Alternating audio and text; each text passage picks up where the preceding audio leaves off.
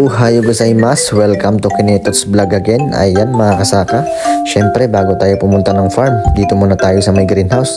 So kailangan muna natin tingnan to at tingnan muna natin kung pwede na bang diligan or natuyo na ba yung mga punla natin dito. At ito nga, mukhang okay pa naman. So bukas na lang natin diligan to mga kasaka.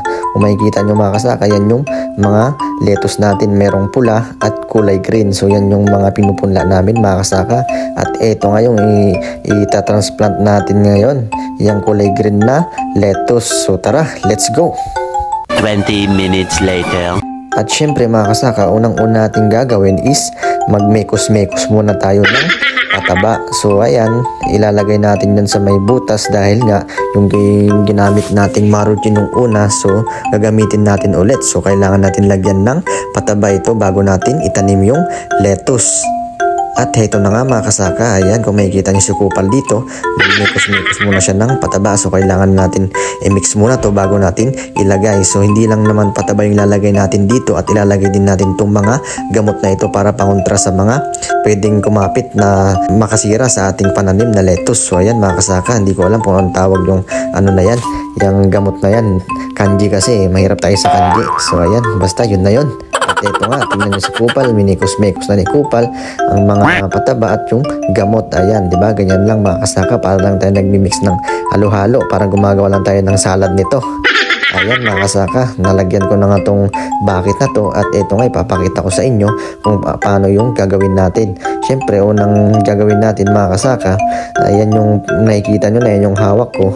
Diyan natin ilalagay yung pataba na yan. So yan, ganyan lang hawak, kuha ng pataba, sabay pasok. So yun lang mga kasaka. Nangyayarimas ka pero pasang chotto ano na anak karat chitay desyo doki-doki kecce pare ato di uwero kara mo sa kaso ay chitay ay ato diri taso dinay So. At yun na nga mga kasaka, syempre bago natin gawin ito, ayan, tinignan muna natin yung gawa ni nanay para parehas yung pagkakaayos ng pagkakalagay natin ng mga pataba nito. Dahil nga, kung makikita nyo yung maruchi, medyo maliit yung butas, kaya sabi sa kanya na luwagan niya para hindi tayo mahirapan. One day later.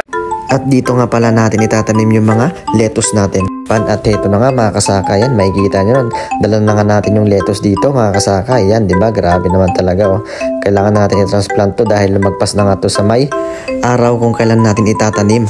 At dahil sobrang lamig nga ngayon, kaya mahihirapan yung lettuce nating lumaki. Kaya no choice, itatanim na natin ito. Ayun mga kasaka, nandito na nga tayo, ayan, nagtatanim na tayo dito. Kasama natin si nanay, ayan, di ba? Makikita nyo naman talaga mga kasaka, talagang sobrang haba niyan. Talagang maghapon tayo nakayako dito. Kailangan matibay yung baywang natin dito. Kayang-kaya nga ni nanay, tayo hindi. Siyempre kayang-kaya din natin yan. Kailangan naman susuko tayo Yabang dito. Talaga nito. Dapat lang mga kasaka. At ito na nga mga kasaka, yung mga naitanim nating lettuce, di ba? Makikita nyo ang daming butas kasi nga pangalawang beses nating tinaniman. At yun mga kasaka, tapos na naman ang isang araw. At ito na nga, hapon na nga ito. At ito nga, pauwi na tayo dito sa may apartment mga kasaka.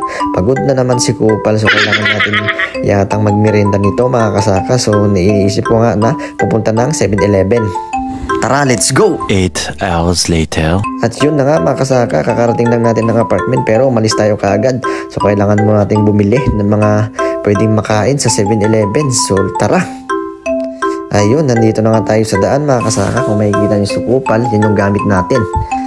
At heto na nga mga kasaka, nandito na nga tayo sa 7-Eleven para tumingin ng mga makain dito. Share ko na rin sa inyo dahil itong buong araw na to is talagang napagod tayo at talagang gamit tayo ngayong araw na to. So kailangan natin tumingin ng masarap na pagkain dito. At dahil medyo naubusan na nga tayo ng stock sa ref, at dahil natatakam nga ako sa ano bang gusto kong kainin ngayon. So tingin tayo mga kasaka. Ayan, iba't ibang klase, meron mga tinapay. So ganyan lang mga kasaka yung mga display dito sa 7-Eleven. Kaya halos pares lang din ng 7-Eleven dyan sa Pilipinas. Wala mang 7-Eleven isa. Pero ang pagkakaiba lang mga kasaka is yung mga pagkain dito talagang grabe naman talaga. Ibang klase mga pagkain dito mga kasaka. Talagang marami silang mga ready to made na pagkain yan. Nakikita nyo naman, di ba mga kasaka? So ayan, di ba? Kuha rin tayo ng itlog mga kasaka. Talagang naubos na yung itlog natin dun sa ref. So ganito lang buhay OFW. So yun lang, follow for more.